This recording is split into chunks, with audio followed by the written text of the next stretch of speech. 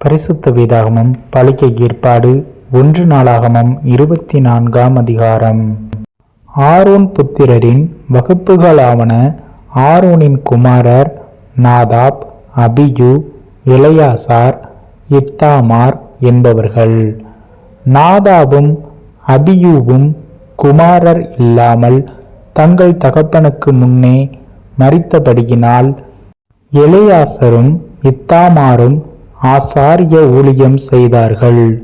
தாவீது சாதோக்கை கொண்டு எலெயாசரின் புத்திரரையும் அகிமெலேக்கை கொண்டு இத்தாமாரின் புத்திரரையும் அவர்கள் செய்ய வேண்டிய ஊழியத்துக்கு முறைப்படி அவர்களை வகுத்தான். அவர்களை வகுக்கிறபோது இத்தாமாரின் புத்திரரை பார்க்கிலும் எலெயாசரின் புத்திரருக்குள்ளே தலைமையானவர்கள் அதிகமான பேர் காணப்பட்டபடியினால் எலெயாசரின் புத்திரரில் 16 பேர் தங்கள் பிதாக்களுடைய குடும்பத்துக்கும், இத்தாமாரின் புத்திரரில் 8 பேர் தங்கள் பிதாக்களுடைய குடும்பத்துக்கும் தலைமையாக வைக்கப்பட்டார்கள்.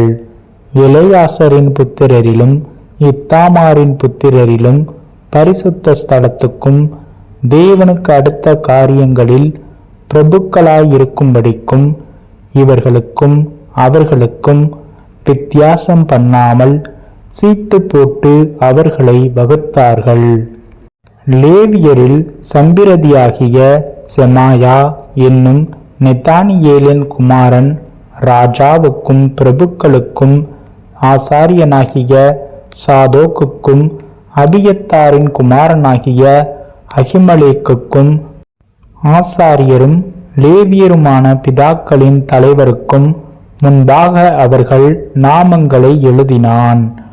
ஒரு பிதாவின் வீட்டு சீட்டு எலெயாசருக்கு விழுந்தது. பின்பு அந்தபடியே இத்தாமாருக்கும் விழுந்தது.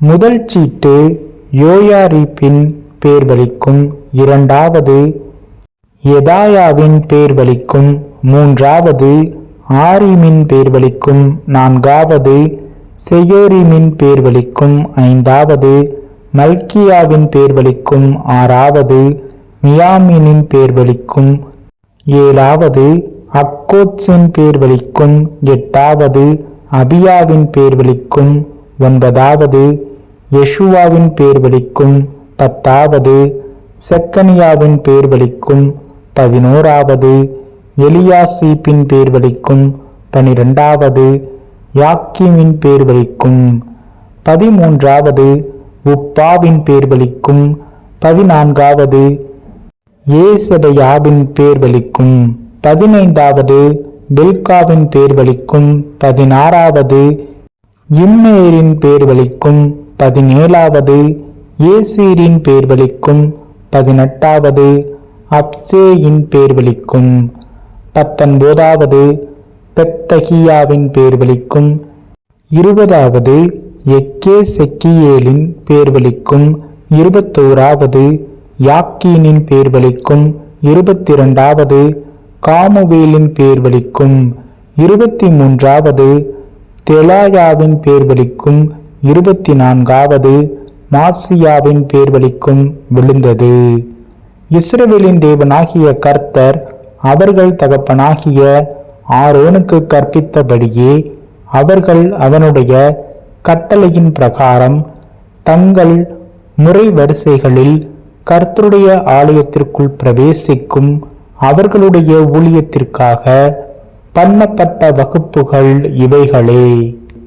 லேவியின் மற்ற புத்திரருக்குள்ளே இருக்கிற அம்ராமின் புத்திரரில் சூபவேலும், சூபவேலின் குமாரரில் எஹேதியாவும், ரெகபியாவின் குமாரரில் மூத்தவனாகிய இஷியாவும், இத்சாரியரில் செலேமோத்தும், செலேமோத்தின் குமாரரில் யாகாத்தும், எப்ரோனின் குமாரரில் மூத்தவனாகிய எரியாவும், 2ஆம் குமாரனாகிய அம்ரியாவும், 3ஆம் குமாரனாகிய யாகாசியேலும், 4ஆம் குமாரனாகிய எக்காமியாமும்.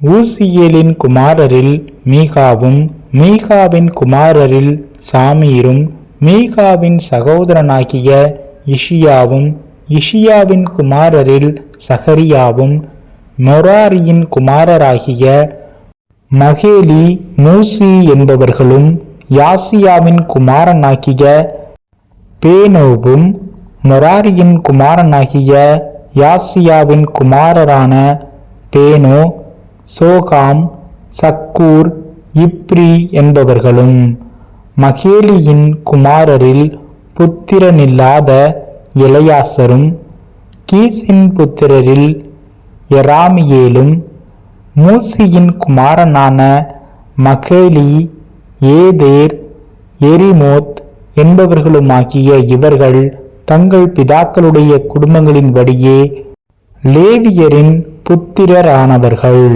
இவர்களும் ராஜாவாகிய தாவீதுக்கும் சாதோக்குக்கும் அகிமலேக்குக்கும் ஆசாரியரிலும் லேவியரிலும் பிதாக்களாயிருக்கிற தலைவருக்கும் முன்பாக தங்கள் சகோதரராகிய ஆரோனின் புத்திரர் செய்தது போல தங்களில் இருக்கிற பிதாக்களான தலைவருக்கும் அவர்களுடைய சிறிய சகோதரருக்கும் சரிசமானமாய் சீட்டு போட்டு கொண்டார்கள்.